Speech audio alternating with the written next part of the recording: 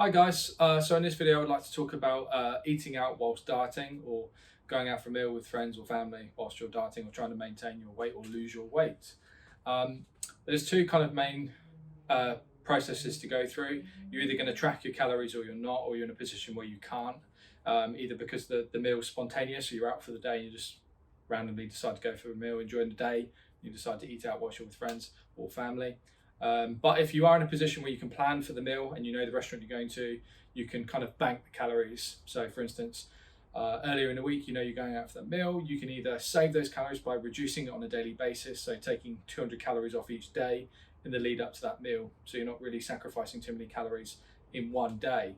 But if you were to do it in one day, say you found out in the morning of Saturday before you go out in the evening, you're going to have a meal with some friends or family, you just go, right, okay, I'm going to fast primarily through the day. We're going to reduce my calories dramatically and save 80%, 90% of my calories for that meal, so I can enjoy myself and not worry about tracking calories too much. And then they're kind of there.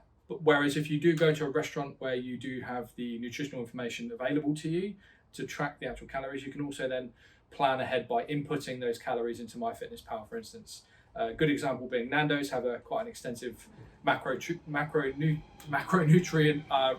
information on the menu, and the calorie information on the menu, so you can kind of input that into MyFitnessPal and you go, okay, I know what I'm having for dinner, and then just eat accordingly for the rest of the day to fit that in.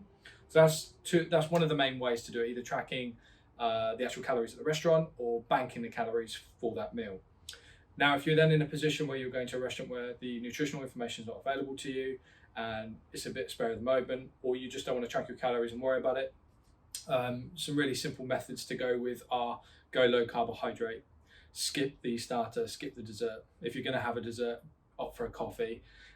Keep booze to a minimum, 1 to 2 glasses of wine, for example, one beer as an example. Just try and keep it at minimum, because obviously once you've had a couple, decision making gets a bit looser, and you might go, oh, I'll have the extra large plate of chips please with my steak and peas. But yeah, so and also going for a high protein meal, so low carbohydrate, high protein meal. You're going to feel satiated for longer, and obviously it's going to help you resist the temptation to have dessert or other extras with your meal.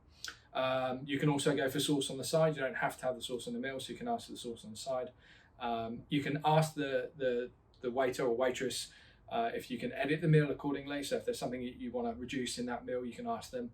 Obviously, they won't reduce the cost of the meal, so just consider that a bit of ab tax, so to speak, or your tax that you're paying to stay in your diet. But obviously, they're usually pretty good at making those small changes to your meal to stick with your kind of diet.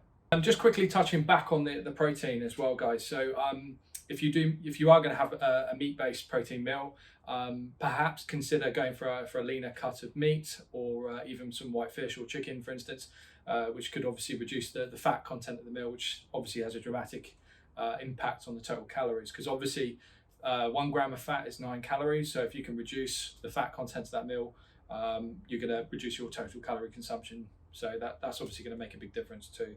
So that's another small tweak you can make. But they're just some really, really simple, straightforward planning or non-planning kind of spare of the moment things you can do to help continue your diet, continue losing weight without not enjoying yourself while you're out and about with friends and family, because that's really, really important. And yeah, and you don't feel like a dim-wit at the table playing with your phone trying to input your calories. You can just put your phone away, enjoy your meal, and enjoy the company you're in, and still continue towards your goal. But if you have got some special occasions coming up and you need some help planning for them, or what would be the best process for you or the best method for you, drop me a message or leave a comment. I'll be more than happy to help you out with that, and hopefully carry on with your dieting and maintaining your weight. Anyway, I hope that helps, guys, and catch you next time.